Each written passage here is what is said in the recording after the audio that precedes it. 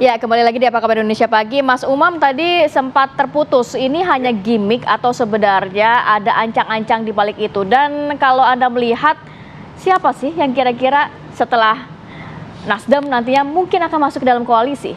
Iya, secara umum belajar dari proses dinamika politik pasca Pilpres setelah reformasi terutama, Mbak, hampir semua partai-partai politik kelas tengah termasuk kelas bawah secara elektoral tampaknya mereka memang tidak kuat berhadapan-hadapan dengan kekuasaan dan tidak siap untuk lama-lama berpuasa dari kekuasaan. Tadi saya sampaikan, intermittent fasting itu sangat sehat.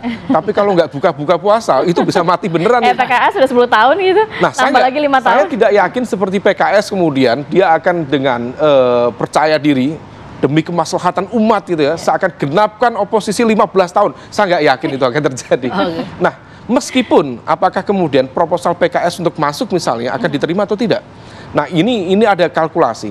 Tapi per hari ini partai-partai kelas tengah itu cenderung akan mencari titik aman. Let's say yang semakin terbuka sekarang adalah Nasdem yang secara terbuka sudah menyampaikan proposalnya. Jadi mau disampaikan itu bukan dipanggil presiden, enggak, itu yang ngajukan Pak Surya Paloh. Dan kemudian partai-partai, let's say kalau misal kemudian P3 masuk per kemarin di quick count KPU PKB 4,2 ya, artinya kemudian masuk di parlemen dan besar kemungkinan akan meninggalkan PDIP di kubu 01 dan bergabung ke kekuasaan. PKB harusnya ya, dalam konteks bahwa pemerintahan itu selalu seringkali membutuhkan backup politik dari kekuatan Islam moderat yang direpresentasikan oleh Nahdlatul Ulama.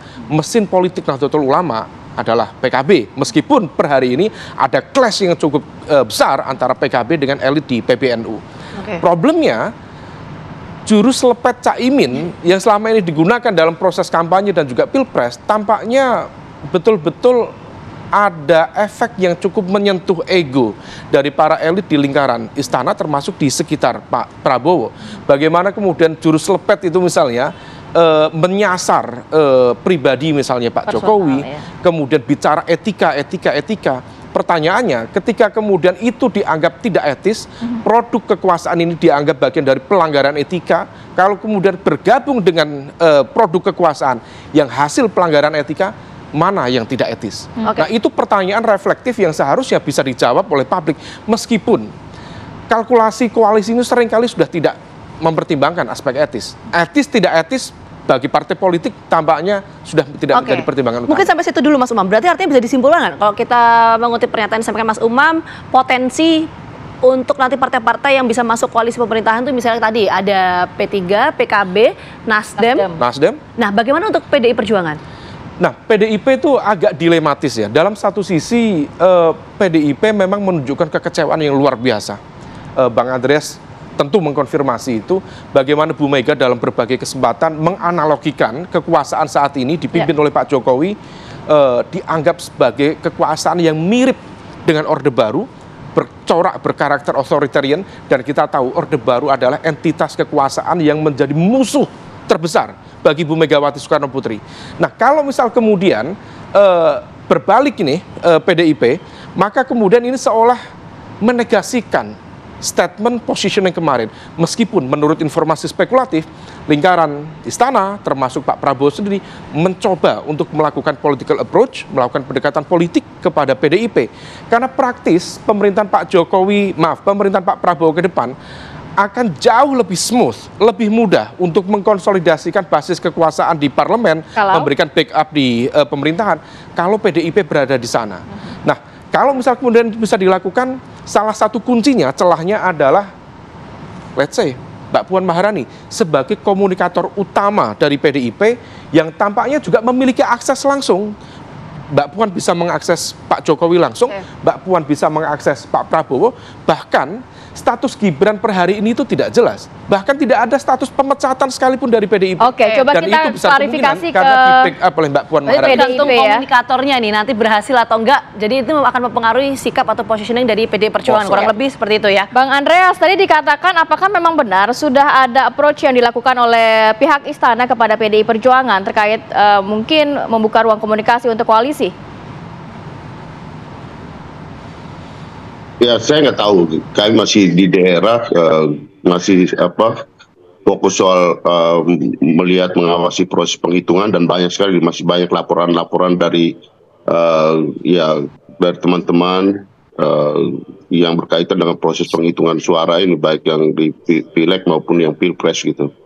Oleh karena itu pembicaraan yang berkaitan dengan berada di dalam atau di luar koalisi itu belum menjadi fokus perhatian kami gitu.